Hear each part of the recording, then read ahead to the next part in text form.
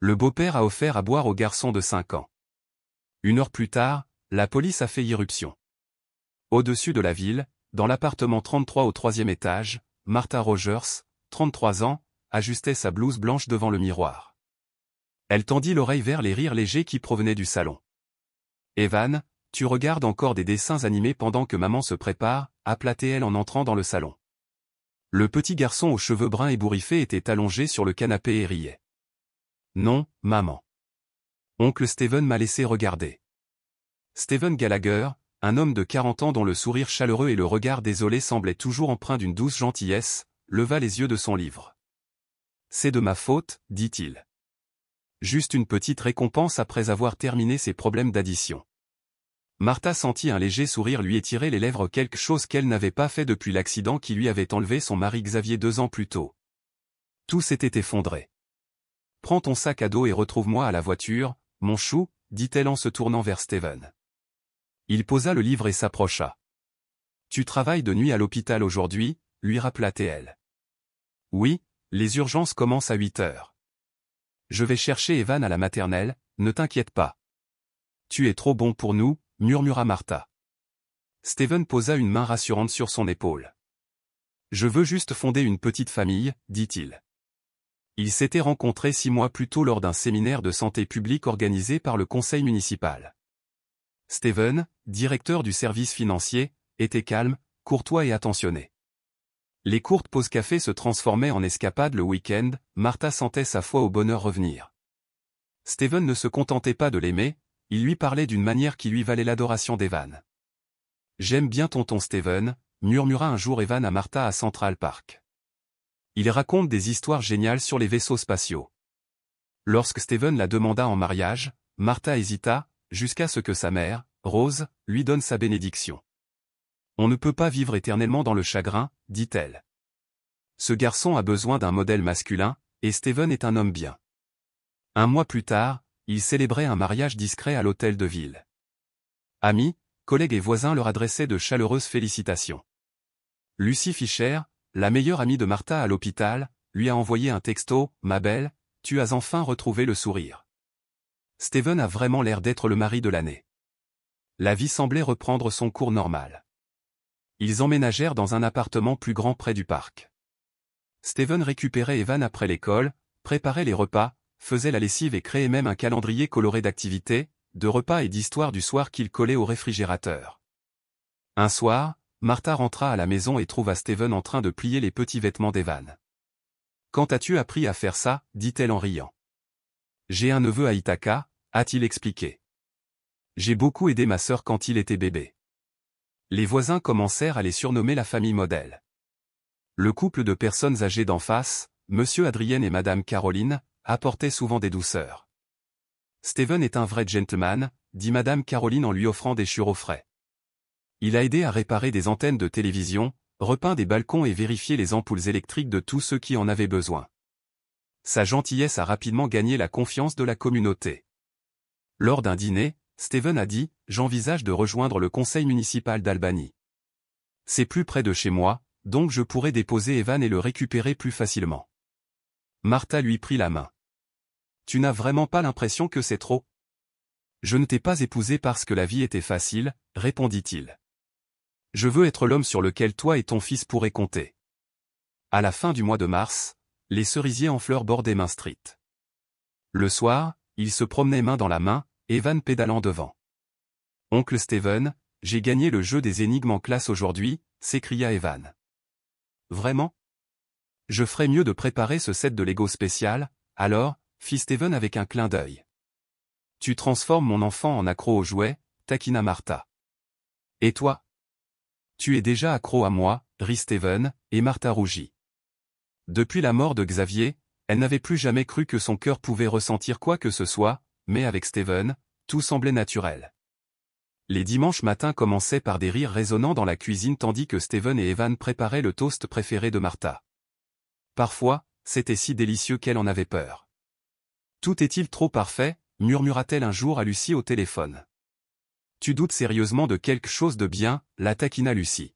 « Le passé n'est qu'une ombre, mets-toi au soleil. » Un après-midi d'avril, après la Saint-Patrick, il se promenait le long de l'Hudson. Evan pédalait lentement, puis s'arrêta et regarda sa mère. « Maman, est-ce que tonton Steven est mon père maintenant ?»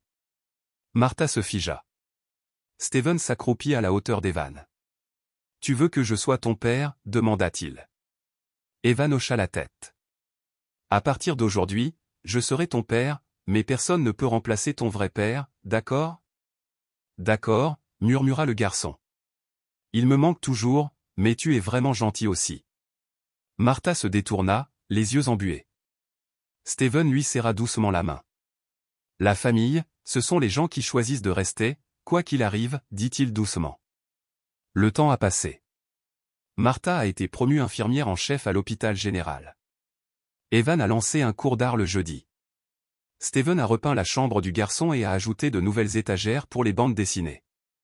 Lors de sa visite, Lucie s'est exclamée, « Cet endroit semble sortir tout droit d'un magazine de décoration d'intérieur. » Martha sourit, bien qu'un léger coup résonna dans son cœur, un doux avertissement que la perfection peut se briser. Un matin, alors qu'elle déposait un bol de porridge devant Evan, elle garda un ton doux. « Tu ne prends plus de petit déjeuner, Evan ?» Il secoua la tête, grimaçant. « Je n'ai pas faim. » Steven est ressorti avec un petit verre de jus d'orange. Peut-être qu'il a juste sommeil. Tiens, et c'est ça. Il y a des plantes dedans pour faciliter la digestion. Evan regarda le verre. Je n'aime pas l'odeur. C'est le même thé que j'ai préparé hier, dit doucement Steven. Juste une gorgée. Martha observait. C'est le thé apaisant dont tu m'as parlé? Oui, celui pour les enfants. Sans caféine. Evan hésita, puis but une gorgée. C'est amer, se plaignit-il. L'amertume signifie que ça marche, dit Steven en lui ébouriffant les cheveux. Mais au cours des jours suivants, Martha remarqua qu'Evan s'endormait dans la voiture, la tête contre la fenêtre, les yeux gonflés. Maman, marmonna-t-il un matin. Je suis vraiment fatigué. À Albany, le printemps était capricieux, vent froid et pollen rendaient tout le monde léthargique. Elle essaya des vitamines et changea de petit déjeuner, mais rien n'y fit. Puis est arrivé un message de l'institutrice d'Evan à l'école maternelle, Paula Newton. Ces derniers temps, Evan a du mal à se concentrer et semble irritable. La peur se serra dans la poitrine de Martha lorsqu'elle réalisa que même les intentions les plus gentilles peuvent projeter des ombres inattendues. Martha m'a répondu par SMS, c'est probablement juste le changement de saison. Il mange et dort toujours bien. Je vais continuer à le surveiller. Ce soir-là, lorsque Martha en a parlé à Steven, il a répondu avec sa douceur habituelle, je pense que ce sont juste des douleurs de croissance ou des changements hormonaux. J'ai lu une étude qui dit que les enfants de 5 ou 6 ans traversent une période de baisse d'énergie soudaine. Il a peut-être besoin de suppléments de magnésium. Tu as toujours une explication scientifique, gloussa doucement Martha. Tu me donnes l'impression d'être complètement ignorante. Pas du tout, dit Steven en lui serrant doucement la main. Je veux juste qu'Evan soit en bonne santé. Ce petit gars est intelligent. Il mérite les meilleurs soins. Le lendemain, Martha a emmené Evan voir le docteur Henry Sanders, un pédiatre qui était son ancien collègue.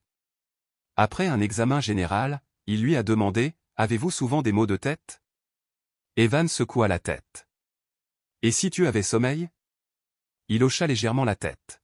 « Oui, après avoir bu le jus préparé par tonton Steven. » Martha fronça les sourcils. « C'est juste une tisane, n'est-ce pas, docteur ?» Le docteur Sanders haussa un sourcil. « De quel thé parlez-vous ?»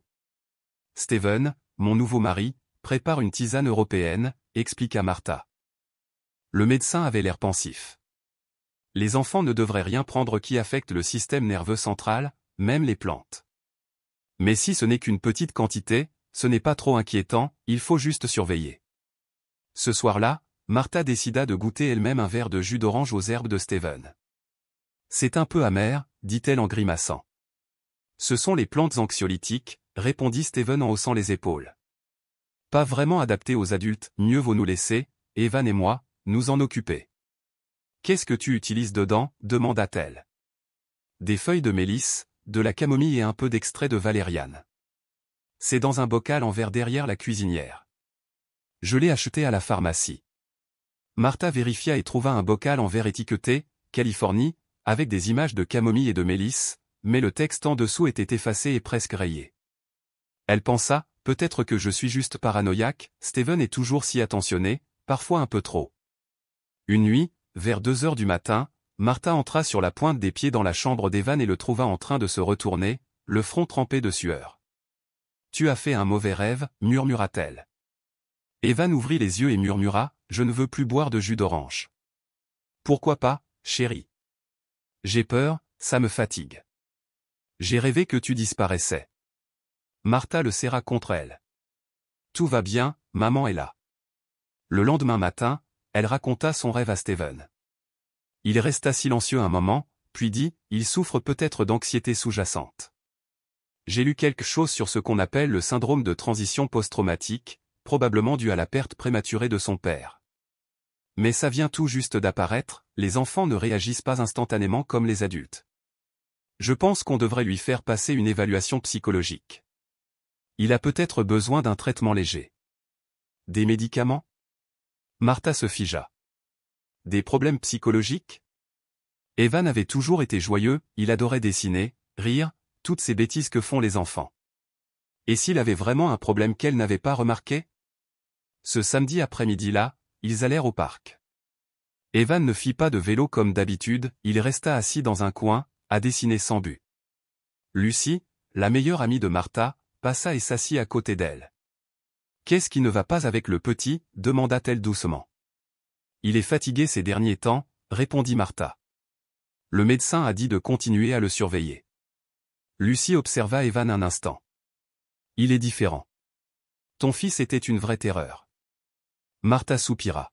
« Steven pense que c'est peut-être un traumatisme. » Lucie fronça les sourcils. « Tu crois tout ce qu'il dit ? Il n'a aucune raison de mentir. » « Aucune raison, mais il pourrait se tromper. » « Ne sois pas aveugle, Martha. » Ce soir-là, alors que Martha rinçait le jus d'orange restant, l'odeur âcre lui donna la nausée. Elle hésita, puis versa le reste dans l'évier et frotta soigneusement le verre. Evan est entré en tenant son oreiller. « Maman, je ne veux plus boire ça. »« Pourquoi, chérie ? » ?»« Je sens un goût étrange dans ma bouche, presque comme de l'alcool. » Martha se figea. « Tu sais quel goût a l'alcool ? » Il hocha la tête. « Oui, oncle Adrien avait déjà fait des gâteaux avec de l'alcool. Ça sent la même chose. » Son cœur battait fort. Le lendemain matin, elle confronta Steven, « Es-tu sûr que la tisane que tu as préparée ne contient rien de nocif ?» Steven fronça les sourcils, puis sourit. « M'accusez-vous d'avoir empoisonné votre fils ? Je veux juste être sûr. » Alors vérifie le placard, les bocaux, les tickets de caisse. Je les ai tous conservés. Tu penses que je ferai du mal à cet enfant ? Non, je ne suis pas son père biologique, donc tu gardes toujours tes distances, hein ? Ne dis pas ça. Steven entra dans son bureau, laissant Martha figée dans la cuisine. Ce soir-là, Martha appela discrètement le docteur Sanders. Pensez-vous que je devrais faire analyser le jus ? Le médecin hésita. C'est un peu exagéré, mais si vous êtes vraiment inquiet, apportez un échantillon. Je l'analyserai discrètement au labo. Martha accepta, mais avant qu'elle puisse apporter quoi que ce soit, le lendemain matin, Steven avait vidé toutes les bouteilles de la cuisine. « Qu'est-ce que tu fais ? » demanda-t-elle. Je nettoyais la cuisine. J'ai vu ces vieux bocaux et je les ai jetés. Pourquoi ? Sans raison. Je cherchais juste l'extrait de plante où j'utilise des sachets de thé ces derniers temps. Le pot est vide depuis la semaine dernière. Martha ne dit rien de plus, mais la graine du soupçon avait pris racine. Un mardi matin, dans un petit bureau du département de police du comté d'Albany, le sergent Anthony Matthews examinait des dossiers lorsque le téléphone a sonné. « Je voudrais signaler un empoisonnement d'enfant », dit une voix d'homme grave, posée, sans panique. Anthony se redressa et fit signe à son collègue de baisser le volume de la radio. « S'il vous plaît, donnez-moi les détails. » Nom du suspect, Steven Gallagher, beau-père d'un garçon de 5 ans prénommé Evan Rogers. Je sais qu'il a administré à l'enfant un liquide contenant de l'alcool et un sédatif. Avez-vous des preuves ? Des mots seuls devraient suffire à ne pas ignorer cela. Clic, l'appel s'est terminé rapidement, sans identification de l'appelant. Anthony se tourna vers le capitaine Béatrice Campbell, qui venait d'entrer. Encore un tuyau anonyme, mais celui-ci semble différent. Béatrice fronça les sourcils. Steven Gallagher, ce nom me dit quelque chose. Il est directeur financier du conseil municipal. Il a fait l'objet d'une enquête l'année dernière pour suspicion de détournement de fonds de construction, mais a été blanchi. Être innocenté ne signifie pas être innocent, marmonna Anthony. Ce qui est étrange, c'est qu'on l'accuse d'avoir empoisonné son beau-fils non pas de violence physique, mais d'un empoisonnement progressif. Si c'est vrai, c'est une psychologie extrêmement dangereuse, dit Béatrice pensivement. Cet après-midi-là, une réunion à huis clos s'est tenue dans une petite salle de conférence de la station. Étaient présents, le capitaine Béatrice, le sergent Anthony, le technicien médico-légal Samuel Garland et la spécialiste en analyse vocale Anna Perry. Nous ne pouvons pas ouvrir une enquête officielle sans preuve concrète, a déclaré Béatrice. Mais s'il y a un sédatif dans la boisson de l'enfant et que cela dure depuis des semaines, les conséquences pourraient être graves, a ajouté Anna. Samuel hocha la tête. Je suggère une surveillance discrète pendant 10 jours, prélever des échantillons de boissons et de produits chimiques avec lesquels l'enfant pourrait entrer en contact. Béatrice conclut, on commence demain, discrètement. La famille ne doit se douter de rien. Premier jour. Des policiers en civil stationnaient à une trentaine de mètres de l'appartement de Martha. Une caméra, dissimulée dans une boîte à pizza, enregistrait l'activité quotidienne. Jour 2. Ils ont vu Steven aller chercher Evan à la maternelle Opron, poli et gentil et dire au revoir à l'institutrice. Son comportement semblait tout à fait normal. Jour 3. Le technicien Samuel s'est glissé dans la zone de recyclage du bâtiment, ganté, et a inspecté chaque conteneur. Il a découvert une petite bouteille en plastique sans étiquette contenant quelques gouttes d'un liquide jaune pâle, sans odeur particulière. La plaçant dans un sac à preuve, il a noté : ce n'est pas une tisane. C'est une solution d'éthanol dilué avec un sédatif contrôlé. Béatrice saisit le dossier. Le lorzopam provoque somnolence, confusion et retard des réflexes. Une utilisation prolongée chez les enfants peut endommager le système nerveux. Anthony a demandé, a-t-il un moyen de le prendre sur le fait ? Il nous faut du son, dit Anna. Le dialogue des enfants, surtout la résistance. Il nous faut la voix d'Evan, pas seulement les ordres de Steven. Jours 6 à 8. Ils capturèrent des conversations éparses Steven s'adressant à Evan, bois ton jus, Evan. Que as-tu dessiné à l'école aujourd'hui ? Encore fatigué. Tu as dû veiller tard. Anna détecta un schéma, Steven répéta chaque phrase 3 fois, adoucissant son ton à chaque fois. C'est du conditionnement psychologique, expliqua-t-elle. Béatrice hocha la tête, les exhortant à enregistrer le moment de résistance de l'enfant. Jour 9. À 20h13, l'enregistreur caché a capté un échange complet. Steven, bois ton jus d'orange, Evan. Evan, je ne veux pas. Steven, plus doux, juste une gorgée. Tu as dessiné un robot aujourd'hui, n'est-ce pas ? Les robots ont besoin d'énergie. Evan, je ne suis pas un robot. Steven, si tu ne bois pas, maman sera triste. Elle pensera que tu n'es pas sage. Evan, hésitant, d'accord. Anna a signalé la vidéo, Evan a clairement résisté, mais a été manipulé émotionnellement en invoquant les sentiments de Martha. Béatrice a décidé, si Martha était absente, ils interviendraient le lendemain soir, immédiatement après qu'Evan ait bu. Jour 10. Martha, de garde de nuit de 20h à 8h, laissa Steven à la maison avec Evan. À 20h40, l'enregistreur capta les encouragements habituels, pas de dispute bruyante, pas de force physique, juste la complaisance silencieuse d'un petit garçon fatigué. À 21h50, Anthony et Béatrice attendaient dans leur voiture, les écouteurs branchés sur le flux. Les lumières du 3e étage brillaient. Béatrice murmura, ça suffit. À 22h17, ils sonnèrent à la porte. Steven répondit, surpris. Il y a un problème ? Nous sommes la police. Pouvons-nous entrer ? À l'intérieur, Evan était assis sur le canapé, la tête inclinée, les yeux vitreux. Anthony a demandé, qu'est-ce que l'enfant vient de boire ? Juste du jus d'orange, répondit Steven. Béatrice se rendit dans la cuisine et vida la poubelle. Là se trouvait la petite bouteille sans étiquette. Enfilant des gants, elle l'a mis dans un sac. Vous faites l'objet d'une enquête pour suspicion d'empoisonnement sur mineur, dit Anthony d'une voix froide. Venez avec nous. Steven n'offrit aucune résistance, juste un léger sourire troublant. Martha rentra tôt chez elle, bouleversée par un accident de la route au travail. Elle se figea à la vue d'Evan agonisant sur le canapé, Steven menotté. La capitaine Campbell se présenta. « Nous enquêtons sur votre mari pour l'empoisonnement prolongé de votre fils. » Martha, les yeux écarquillés, murmura « Non. Ce n'est pas possible. » Steven la regarda calmement. « Je l'ai fait pour toi, dit-il doucement. Je voulais juste que tu te sentes en paix. » Se précipitant vers Evan, Martha le serra fort. Le garçon murmura « Maman, j'ai tellement sommeil. » Béatrice fit un signe de tête à l'infirmière Catherine Morgan, qui arriva dans le couloir. « Nous allons l'emmener à l'hôpital pour des examens, analyses sanguines, examens gastriques et neurologiques. Vous pouvez venir avec lui. » Dans l'ambulance, Evan était allongé contre la poitrine de Martha, son cœur battant lentement. « Je ne veux plus boire ce jus, murmura-t-il.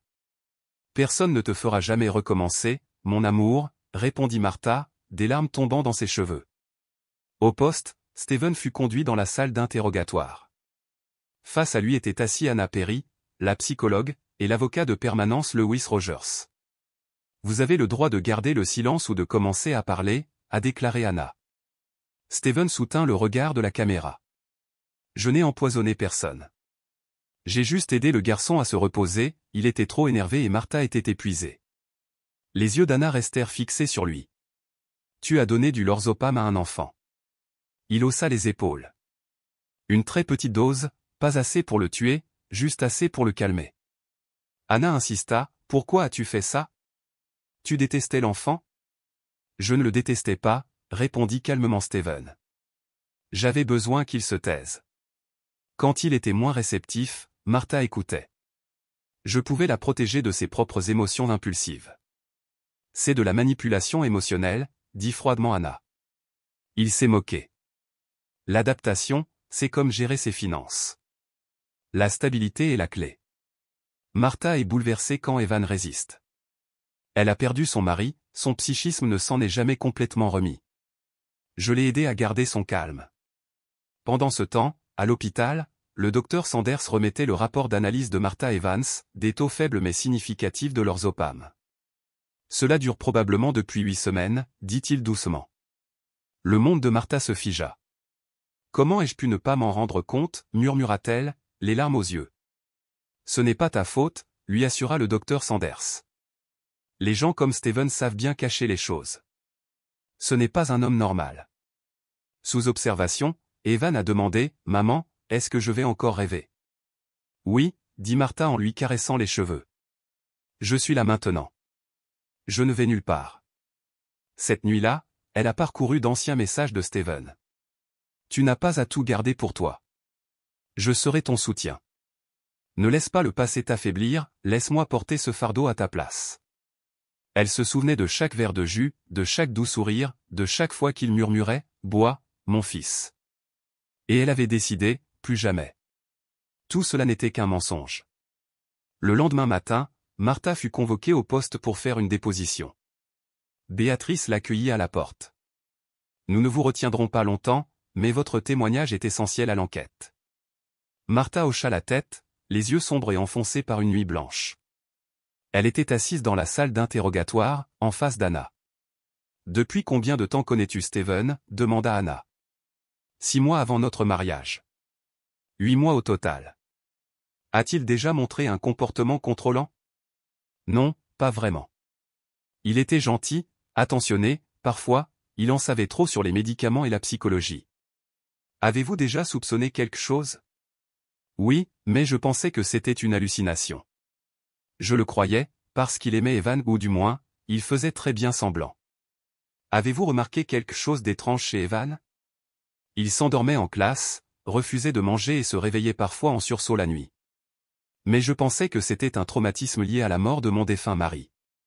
Anna réfléchit, les manipulateurs attaquent rarement directement. Ils sèment le doute chez leurs victimes, les faisant croire qu'elles sont le problème. Martha serra les poings. Je me suis reproché d'avoir grondé Evan alors qu'il ne voulait pas boire. Après l'entretien, Béatrice raccompagna Martha. Avant de partir, elle dit doucement. Nous pensons que Steven avait un plan à long terme. Il a déjà fait l'objet d'une enquête pour manipulation de documents financiers. Il est rusé et extrêmement patient. Je pensais connaître les gens de ma propre maison, murmura Martha. Personne ne voit venir des gens comme lui. Vous avez sauvé votre fils à temps. C'est ce qui compte. Sur le chemin du retour vers l'hôpital, Martha passa devant son ancien immeuble. Le logement du 3e étage était désormais fermé, un ruban rouge barrant la porte. Le vieux monsieur Adrien, le voisin, se tenait sur le porche, sa canne à la main, et la regardait. Besoin de quelque chose, Martha? Elle secoua la tête. Je n'arrive tout simplement pas à croire tout ça. Les gens sont doués pour porter des masques. Mais les yeux d'un enfant ne mentent pas, dit-il avant de se détourner. Cette phrase a suivi Martha tout le chemin du retour. Lorsqu'elle entra dans la chambre d'hôpital, Evan était réveillé. Il était assis, pliant du papier d'une main tremblante. « Maman, j'ai dessiné l'oncle Steven en monstre, mais je l'ai déchiré. »« Tu n'as pas besoin de garder cette photo, » dit Martha en s'approchant. « Tu dois juste te rappeler que je suis là. » Evan leva les yeux. « La prochaine fois, peux-tu être celui qui fait du jus d'orange? » Martha sourit. « Seulement si tu veux. Et je te promets que je n'y mettrai jamais rien qui puisse te donner sommeil. » Le garçon hocha la tête. « Je te fais confiance. » Dans cette chambre d'hôpital blanche, au son régulier du moniteur cardiaque, Martha sentit pour la première fois que le cauchemar prenait forme. Mais en même temps, la lumière de la vérité commençait à briller dans les ténèbres qu'elle avait autrefois choisi d'ignorer. Salle d'interrogatoire 2. Des lumières fluorescentes se reflétaient sur la table en acier froid. Steven Gallagher restait assis, immobile, les mains menottées devant lui, les yeux fixés sur une tache sur le mur. En face de lui était assise Anna Perry, l'analyste comportementale qui avait aidé à diriger l'opération de surveillance de 10 jours. « On vous a informé de votre droit de garder le silence, mais vous souhaitez quand même parler, » demanda Anna, ses notes ouvertes et prêtes. Steven se pencha en arrière et esquissa un léger sourire narquois. « Je ne l'ai pas tué. Je l'ai juste rendu moins actif. » Anna ne réagit pas. Elle resta silencieuse, laissant le moment venir. Le gamin était trop bruyant. Trop énergique. Il captait toute l'attention de Martha. Elle n'était plus elle-même, dit Steven d'une voix neutre, comme s'il s'adressait à un conseil municipal. « Et alors tu as décidé de lui donner du lorazepam » demanda Anna, impassible. Steven hocha légèrement la tête. « Juste de petites doses. Juste assez pour le calmer. Rien de grave. Les médecins ne prescrivent-ils pas tout le temps des sédatifs aux enfants anxieux? » Anna a remarqué quelque chose. « Mais vous n'êtes pas médecin. Et vous n'aviez aucun droit de faire ça. » Je n'avais pas d'autorité légale. Mais j'avais une autorité morale. J'étais le seul dans cette maison à avoir les idées claires. Tu penses avoir dépassé les bornes? Non. Je pense que je rééquilibrais le système, a répété Steven, comme s'il parlait des budgets des villes. Derrière le miroir sans teint se tenait la capitaine Béatrice Campbell, les bras croisés. À ses côtés se trouvaient le sergent Anthony Matthews et la procureure Christina Jamson. Il ne montre aucun remords, murmura Anthony. Plus il parle, plus on dirait qu'il prépare ça depuis longtemps. Christina hocha la tête, les yeux fixés sur Steven.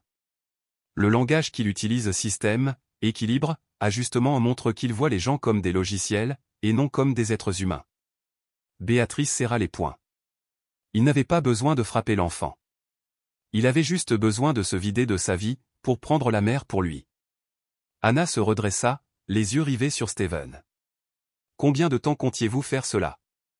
Environ 3 mois, répondit immédiatement Steven. J'avais une feuille de route. D'abord, juste du jus d'orange. Puis, augmenter progressivement la dose. Dès que Martha commencerait à croire que son fils avait un problème neurologique, je proposerais une solution. Anna fronça les sourcils. Quelle solution? Un médecin que j'avais déjà choisi. Un ami, pas trop strict. Puis je passerai aux médicaments sur ordonnance. Martha penserait que c'était son idée. À ce moment-là, j'aurais le contrôle total de son fils. Et d'elle. Steven sourit faiblement. Je n'avais pas besoin de contrôler l'enfant. Je voulais juste que Martha se sente impuissante et qu'elle croie que j'étais la seule à comprendre la situation. Anna pencha la tête. Pourquoi? Je déteste les femmes fortes, dit-il, une lueur sombre illuminant ses yeux. Martha se croyait indépendante. Mais au fond, elle ne supportait pas de perdre le contrôle. Et tu en as profité. Je lui ai donné un sentiment de sécurité. Elle ne s'est jamais opposée à moi, jusqu'à ce que je me fasse prendre. Anna a posé son stylo. Tu penses que tu es innocent? Je pense que je suis nécessaire, dit Steven en la regardant dans les yeux. Cette société est pleine de mères célibataires aveuglées par leurs émotions. Quelqu'un doit les rattraper. Et Martha m'en est reconnaissante. Elle ne s'en est simplement pas encore rendue compte. Dans une autre salle d'attente, Martha attendait, les bras autour d'elle. Béatrice entra et lui tendit un verre d'eau. Il a presque tout avoué, dit Béatrice à voix basse. Aucun déni. Aucune évasion. Martha déglutit difficilement. A-t-il dit pourquoi? Béatrice s'assit en face d'elle. Il voulait que tu deviennes dépendante. Il disait, quand Evan était fatigué, tu avais encore plus besoin de lui. Quand ton fils était déréglé, tu croyais qu'il était la solution. Martha secoua légèrement la tête. J'ai crié sur mon fils. Je l'ai forcé à boire ce truc. Tu ne le savais pas, coupa Béatrice. Tu es une victime, pas une complice. Ne te fais pas un procès. Mais je suis sa mère, lança Martha d'une voix brisée. Comment une mère pourrait-elle ignorer que son enfant souffre, jour après jour? Béatrice s'adoucit. Les gens comme Steven sont passés maîtres dans l'art du déguisement. Il ne frappait pas. Il ne criait pas. Il souriait. Il aidait. Et il attaquait de l'intérieur. Au laboratoire médico-légal, le technicien Samuel Garland terminait l'analyse des échantillons restants de la bouteille de jus d'orange. Il rédigea le rapport et en envoya une copie imprimée au parquet. Les résultats étaient clairs. La quantité de lorazépam était suffisante pour affecter le système nerveux d'un mineur après 3 à 4 semaines d'utilisation continue, même si chaque dose quotidienne était inférieure au niveau mortel. Christina Jamson a lu le rapport, puis s'est tournée vers Béatrice. Les chefs d'accusation officiels comprendront l'empoisonnement d'un mineur, la manipulation psychologique intentionnelle d'un tuteur légal et la violation des lois sur la protection de la famille de l'État de New York. Nous pourrons ajouter la violence psychologique préméditée si nous prouvons l'existence d'un plan à long terme. Est-ce suffisant de poursuivre, a demandé Béatrice. Christina hocha la tête. Il ne s'en sortira pas. Elle écrivit. Elle se souvint du moment où son fils repoussa doucement le verre de jus, sa voix à peine audible. Je n'en veux pas. Et qu'avait-elle dit? Arrête de faire tes caprices. Papa Steven l'a fait pour toi. Sois sage. Si tu ne le bois pas, maman va être fâchée. Chaque phrase lui semblait comme une lame qui lui transperçait le cœur. Une nuit, Evan se réveilla en sursaut. Il pleurait, paniqué. Martha accourut, alluma toutes les lumières et serra son enfant fort dans ses bras. Tout va bien. Maman est là. De quoi as-tu rêvé? Le garçon ne dit rien. Il la serrait fort dans ses bras. Son petit corps tremblait par vagues. Le lendemain matin, Isabelle entra dans la pièce et vit Martha assise sur une chaise, les yeux enfoncés par l'épuisement. Tu ne peux pas laisser le garçon dormir tout seul? J'ai peur, murmura Martha. J'ai peur que si je détourne le regard, quelqu'un fasse à nouveau quelque chose. Isabelle s'assit à côté d'elle. Martha, tu dois accepter que Steven soit parti. Mais si tu continues à vivre comme s'il était toujours là, alors il continuera à te contrôler. Martha fondit en larmes. Je ne sais plus comment être une bonne mère. Personne n'est une mère parfaite. Mais tu es là. Et tu aimes tellement ton fils que ça lui fait mal. Ça veut dire que tu es toujours une mère. Le lendemain, Martha emmena Evan faire une promenade à travers la colline de pins derrière la maison. Je veux m'asseoir un peu, dit Evan en désignant le vieux banc en bois dans la forêt. Elle hocha la tête. Ils s'assirent ensemble, main dans la main. Maman, pourquoi tonton Steven m'a donné ça? Demanda Evan d'une petite voix. Martha se figea. Était-ce parce que j'étais mauvais? Non. Tu n'étais pas mauvais. Martha lui serra la main. Ce n'était pas ta faute. Les adultes avaient tort. Je ne t'ai pas assez protégé. Le garçon la regarda un instant, puis murmura. Tu me demanderas toujours avant de faire quelque chose maintenant, n'est-ce pas? Oui. À partir de maintenant, je ne te forcerai plus jamais. Evan hocha la tête en souriant. Elle sentit son nez lui piquer d'émotion. Cette nuit-là, Isabelle apporta à Martha une tasse de thé à la camomille. Pas de drogue dedans, je te le promets, taquina-t-elle doucement. Martha rigola. Je ne pensais pas pouvoir rire à nouveau. Tu as vécu la mort de Xavier. Et maintenant, ça. Tu n'es pas faible. Tu es juste sincère avec ta douleur. Mais j'ai peur. J'ai peur de ne pas être assez stable pour aider Evan à guérir. Pas besoin d'être parfait. Il suffit d'être présent. Ça suffit. Au bureau du salon, Martha alluma son ordinateur portable. Elle ouvrit un nouveau document et l'intitula Mémoire d'une mère aveugle. Elle a tapé la première ligne. Je pensais que l'amour seul pouvait protéger un enfant. Mais il s'avère que l'amour sans clarté peut devenir l'arme de quelqu'un d'autre. Une semaine plus tard, Martha a emmené Evan voir un psychologue pour enfants à Concord, Andrew Vaughn, un homme d'âge moyen aux yeux brillants et à la voix chaleureuse. Lors de la première séance, il a simplement posé quelques questions simples à Evan, puis l'a laissé jouer avec du sable et de l'argile. Nous n'utilisons pas de médicaments à moins que ce soit absolument nécessaire, a-t-il déclaré à Martha par la suite. Les enfants ont besoin de sentir qu'ils ont le contrôle sur leur environnement, et non de se sentir contrôlés. Elle hocha la tête. C'est exactement ce que je crains. Que mon fils perde la capacité de dire non. Nous l'aiderons à réapprendre cela. À la maison, Evan a dessiné une image, 2 personnes assises sur un banc dans la forêt de pins avec le soleil derrière elles. C'est moi et maman sur le banc en bois, dit-il. J'ai ajouté le soleil pour le rendre lumineux. Martha a collé le dessin sur le réfrigérateur. Nous aurons plus de soleil comme celui-ci, d'accord? Oui, acquiesça le garçon. Cette nuit-là, pour la première fois depuis des semaines, Martha éteignit la lumière en allant se coucher. Evan ne sursauta pas. Il dormit paisiblement dans les bras de sa mère. À l'extérieur de la fenêtre, le clair de lune s'étendait sur l'herbe, projetant les ombres de la mère et de l'enfant sur le mur. Il n'y avait plus de troisième personne sur l'image. Une semaine après l'arrestation de Steven, le nom Steven Gallagher, les journaux en parlaient. L'Albany Times titrait en une. Le beau-père a secrètement drogué son beau-fils avec des sédatifs pendant 2 mois. Motif, manipuler les émotions de la mère. Les chaînes de télévision diffusaient en continu des mises à jour. Bonjour l'Amérique, a déclaré l'hôte. La police confirme que le suspect Steven Gallagher a utilisé du lorazépam dilué dans du jus d'orange pour affaiblir Evan, 5 ans. Le motif, contrôler émotionnellement sa mère. Dans les commentaires des réseaux sociaux, des milliers de personnes ont exprimé leur indignation. Un monstre en chemise blanche. Pas de coup. Pas de lame. Mais plus dégoûtant que tout. Des gens comme lui devraient être définitivement bannis de la société. Dans un segment spécial de ABC News, la journaliste Hélène Martin a dirigé un reportage de près d'1 heure intitulé « Manipulation émotionnelle dans les familles modernes, quand l'agresseur sourit ». Des images de l'appartement de Martha, floues à travers l'objectif d'une caméra, sont apparues au début. Martha regardait l'écran en silence. Elle ne le voulait pas, mais elle ne pouvait pas détourner le regard. Hélène a dit.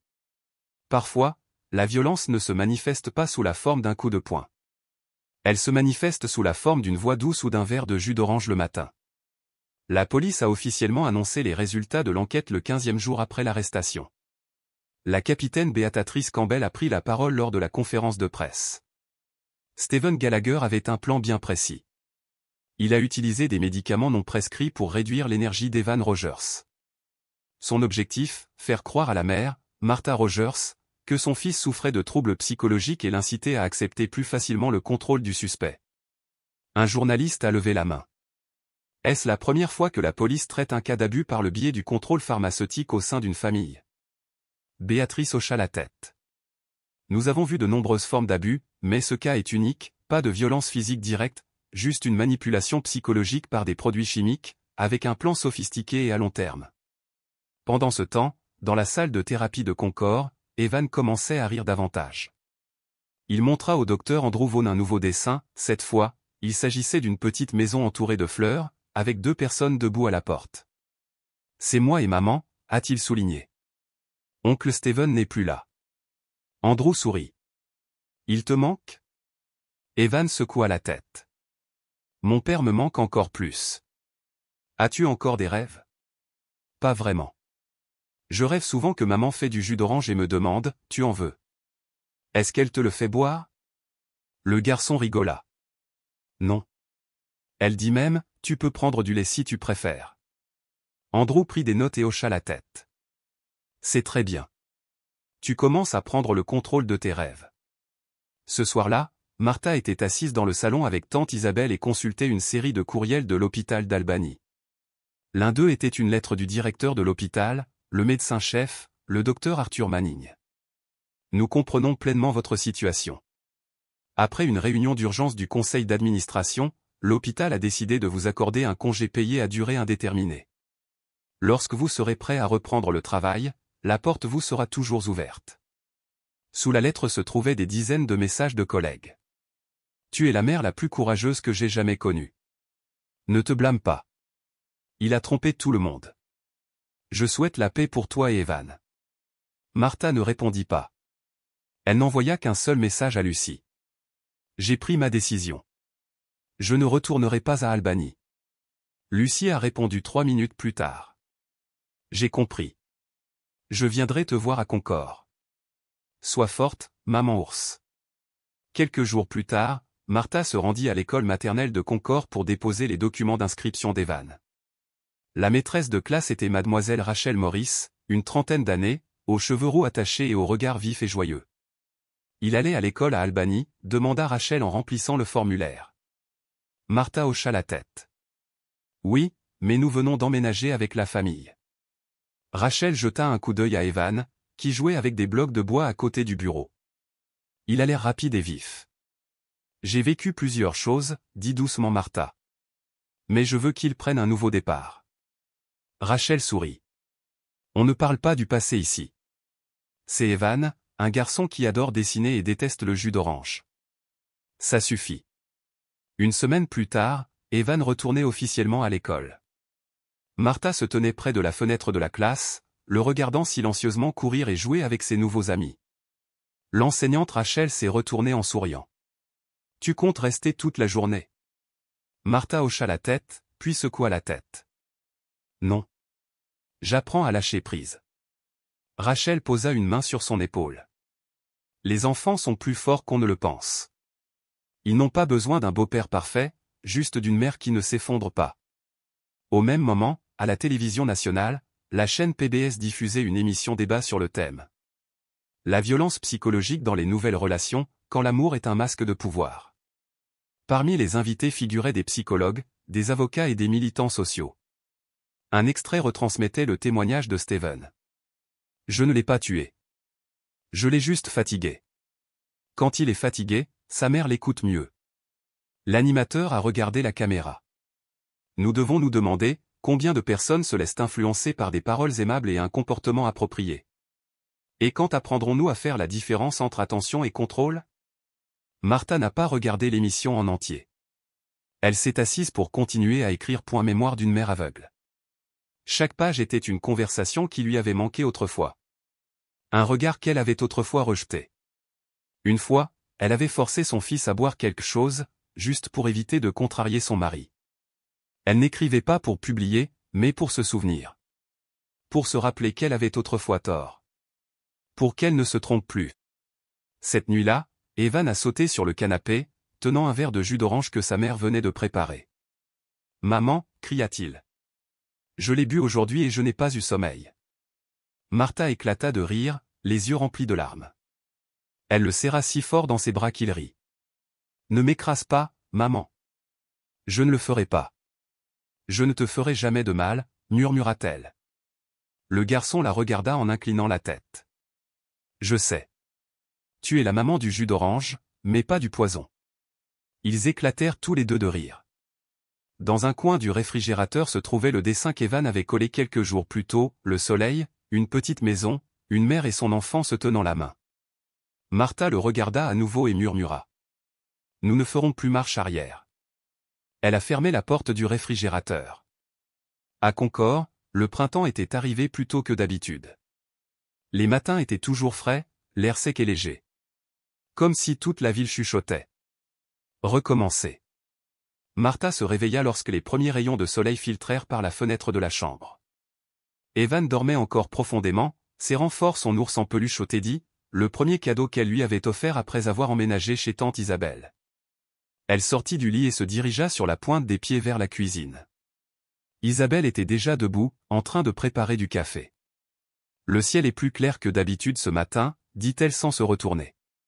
Vous savez, qu'on corps a sa propre façon de guérir. Ce n'est pas rapide, mais c'est stable. Martha sourit et hocha la tête.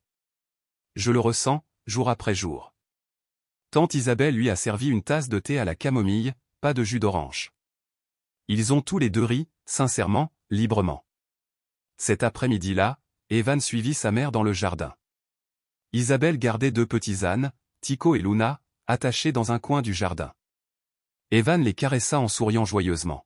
« Maman, est-ce que Tico aime les carottes ?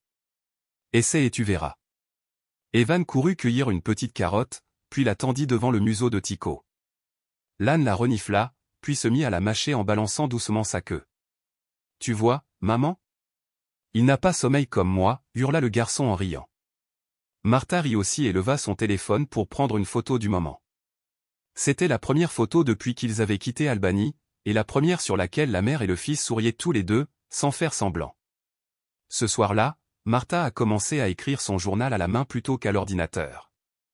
Elle a utilisé de l'encre violette. Sur la première page, elle a écrit « Aujourd'hui, Evan a ri 6 fois.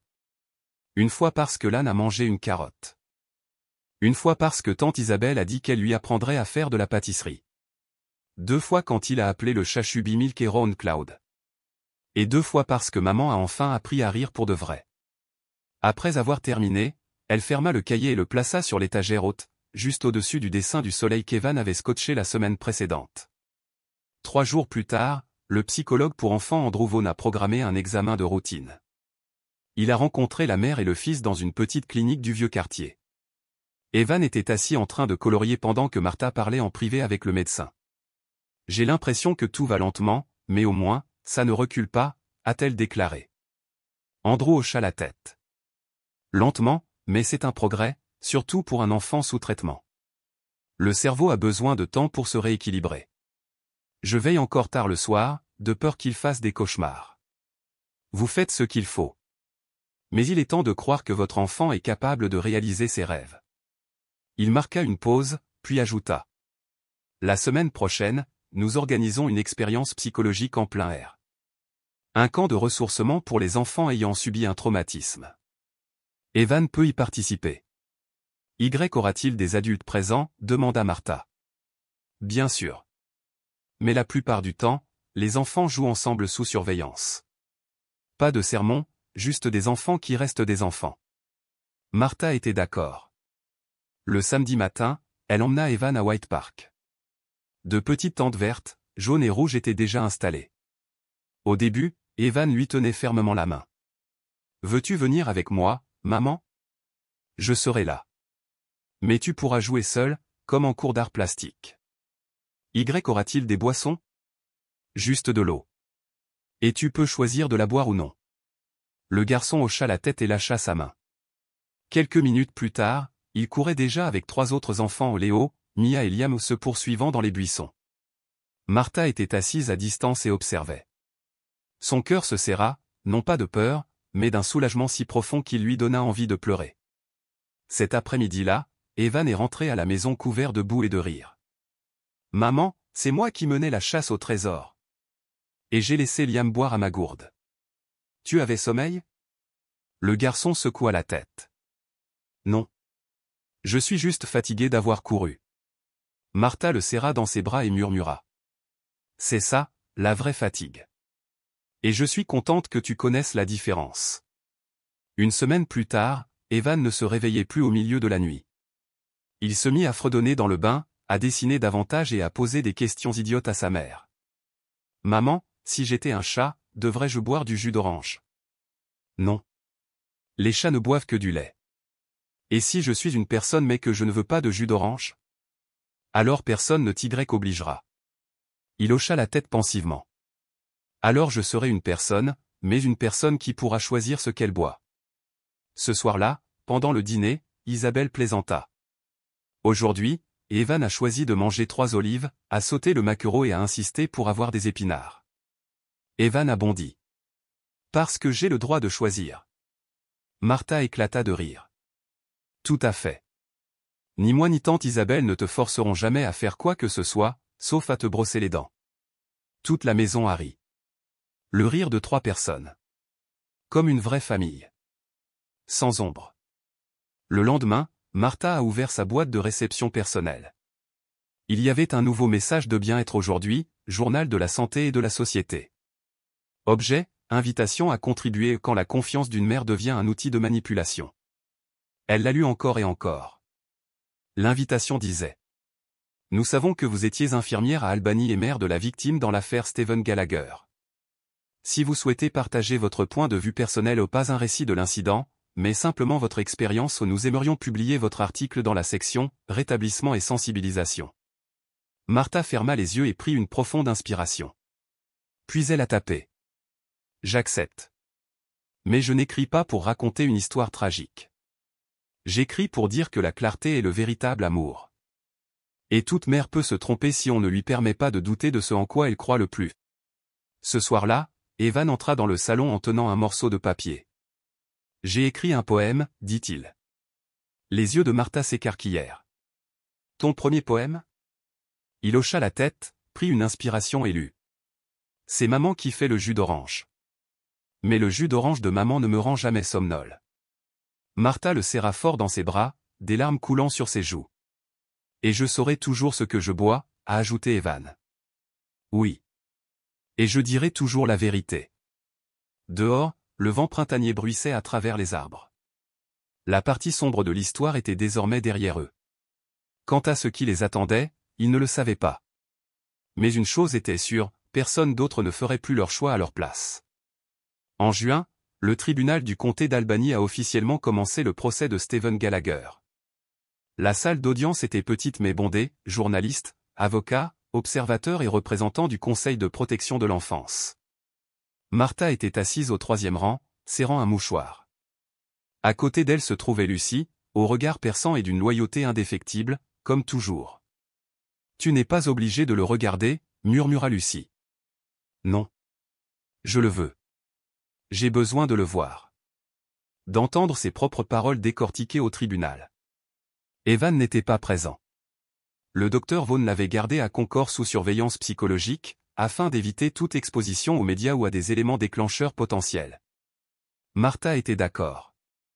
Il était temps pour elle de se retrouver au cœur de tout cela, seule, comme une vraie mère.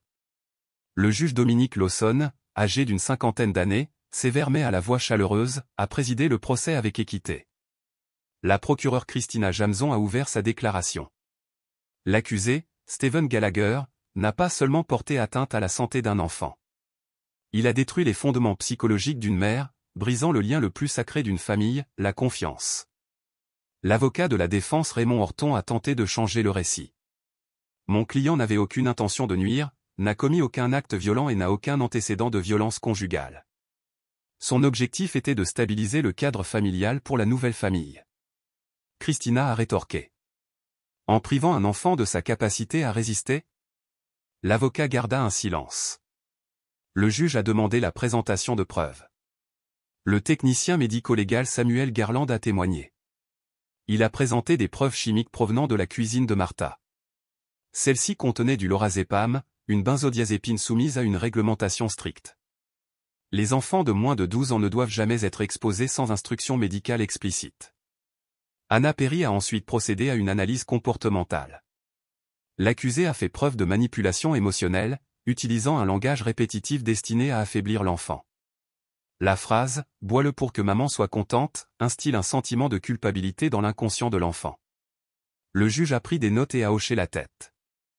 Lorsque Martha a été appelée à témoigner, la salle est devenue silencieuse. Elle marcha lentement vers le stand, les mains tremblantes, mais la voix ferme. J'ai pensé un jour qu'un homme doux était exactement ce dont j'avais besoin après une perte, a-t-elle commencé. Il préparait des boissons pour mon fils tous les jours. Je le grondais parce qu'il ne buvait pas.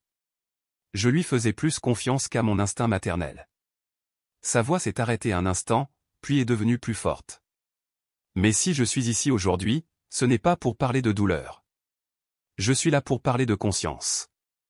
Je ne pardonne pas, mais j'ai appris à ne pas laisser la colère me transformer en quelqu'un qui ne peut plus aimer. Christina fit un petit signe de tête tandis que Martha descendait du stand.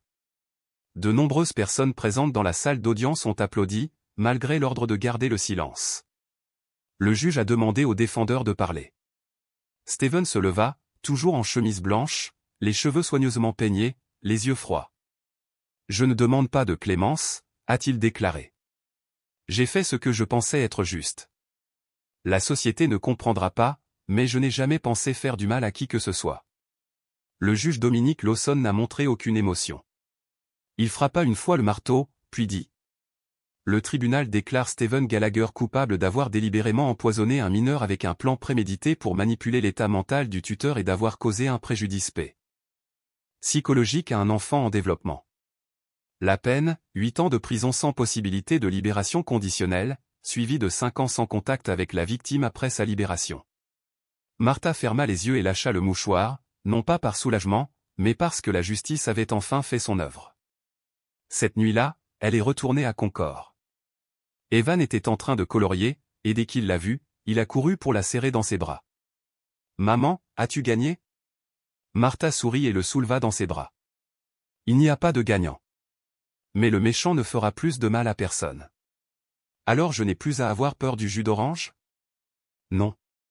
Et si tu veux, je te ferai du jus d'orange, mais tu pourras le sentir avant.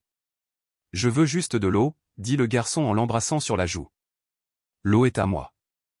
Ils ont tous les deux ri. Dans la petite cuisine, le coucher de soleil projetait une lueur chaude et dorée sur les armoires. Fini la lumière froide fluorescente comme à l'hôpital. Un mois plus tard, Martha a reçu une réponse de bien-être aujourd'hui. Son article, La mère aveugle, a été sélectionné pour faire la une du prochain numéro. La lettre disait. Votre article est un avertissement opportun, mais surtout, il prouve qu'admettre ses torts n'affaiblit pas une mère. Cela fait d'elle un véritable bouclier pour son enfant. Le comité de rédaction a également envoyé un paiement et proposé une invitation de suivi. Si vous êtes intéressé, nous aimerions que vous écriviez sous le thème « Récupération après une manipulation familiale ». Martha a imprimé la lettre et l'a épinglée sur le tableau au-dessus de son bureau. En dessous, Evan avait collé une petite note d'une écriture tremblante. « J'aime maman parce qu'elle ne m'oblige pas à faire les choses, et elle prépare toujours les boissons comme il faut. » À l'automne, Evan a été choisi pour se produire lors de l'assemblée d'ouverture de l'école. Rachel, son professeur, envoya un message à Martha, « Votre fils veut lire un poème qu'il a écrit lui-même, sans aucune aide. » Le jour de l'événement, les élèves s'alignèrent dans la cour de l'école et les parents prirent place de chaque côté. Quand ce fut enfin le tour d'Evan, il s'avança vers le pupitre. Le micro lui arrivait trop haut, il dut se mettre sur la pointe des pieds. Rachel s'empressa de l'ajuster pour lui. Evan esquissa un sourire, inspira profondément, puis lut à voix haute. « C'est maman qui fait le jus d'orange. Mais le jus d'orange de maman ne me rend jamais somnole. Maman est celle qui dit la vérité. Même quand la vérité la fait pleurer. Mais elle le dit quand même. Et je la crois. Parce qu'elle n'a plus besoin de cacher quoi que ce soit dans la boisson. » Toute la cour resta silencieuse pendant quelques secondes, puis éclata en applaudissements. Martha ne put retenir ses larmes, cette fois, c'étaient des larmes de joie. À la fin de l'événement, Evan courut vers elle et la serra fort dans ses bras. « Maman, je t'ai vu sourire, dit-il. »« Oui. Et je t'ai vu debout, répondit-elle. » Le garçon hocha la tête, « Parce que tu n'as pas baissé la tête, je n'ai pas eu besoin de la baisser non plus. » Martha l'étreignit encore plus fort. À cet instant précis, elle sut qu'aucune douleur, aucune erreur, aucun manipulateur ne leur ôterait jamais ce qu'ils avaient reconquis, leur courage, leur larme et, surtout, leur choix final aimé avec clarté.